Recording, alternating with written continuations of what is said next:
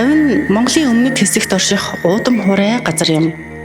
Монголын өмнөд бүс нутагт ирэх борооны үлийг Гималай нуруу хаадгаас шалтгаалж хур тундаас бага ордог тул говь үүсжээ. Говь нь байгалийн цагуур топографийн хувьд ховор амтан ургамал олонтой газар.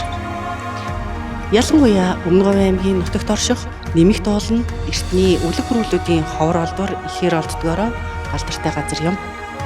Хонгорын элс нь манхан тогтцтой цөөхөн газруудынх нь нэг. Говийн хойд талын захаар жижиг баян бүрдүүдтэй байх бөгөөд тэнд байгаа хүн болон амьтныг хоол, уух устай нь залгуулна.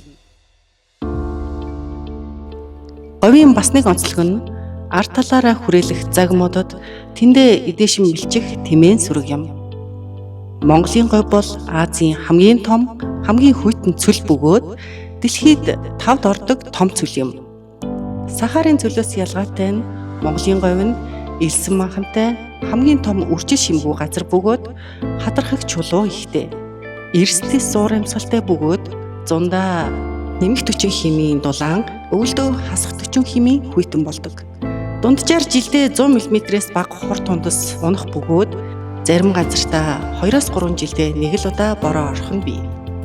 Хаврын улирлаар 140 км/цаг хүртэл хүчтэй салхилах нь бий. Говь гэж дурсахад хамгийн түрүүнд бодогддог зүйл бол элс.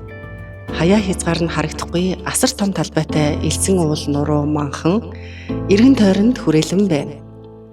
Ил хүндийд салхилахад элсний маш нарийн ширхэгүүд хийсэн сарниж цахилгаанчхад түүний эрэг сөрөг цахилгаан цэник үрэлцснээс чимээ гардаг байна.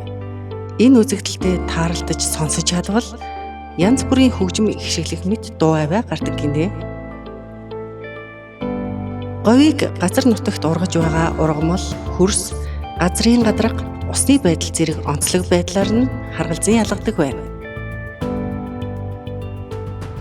Өмнө Говь аймгийн Сэврээ сумын нутагт их сэврээн уул, Зөөлөнгийн нурууны араар Баянбор нурууны урдуур үргэлжлэн тогтсон Говь 3 сайхны байгалийн цогцлборт газарт хонгорын их элсэн манхан оршино. Манай орны хамгийн урт элсэн манхан бол Улаанбаатараас баруун урагшаа 650 км, Өмнө Говь аймгийн төвөөс баруун зүгт 220 км, Сэврээ сумын нутагт 800 м өндөртэй 150 км урт үргэлжилсэн хонгорын голын үзэсгэлэнт элсэн уул юм. Элсэн манхан нь ёроолоосоо дээд оргил хүртэл 10-аас 195 м хүртэл цавчим өндөр бөгөөд салхитай үед янз бүрийн хөгжим ихшиглэх мэт дуу аваа гардаг.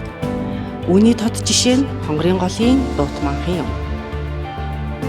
Монголын говь нь эртний үлэг гөрүүлийн үлгийн нутагт төдийгүй сонин содон тогтоц нэн ховордсон амьтад байдгаараа онцлог. Дэлхийд ховорд тооцогдох өвөрмөц байгалийн тогтоц бүхий нэмэгт хэрмэн цав нэн ховор ёл шунгуу дээгүр нь нисэх Говь 3 сайхан байгалийн цогцлборт газар.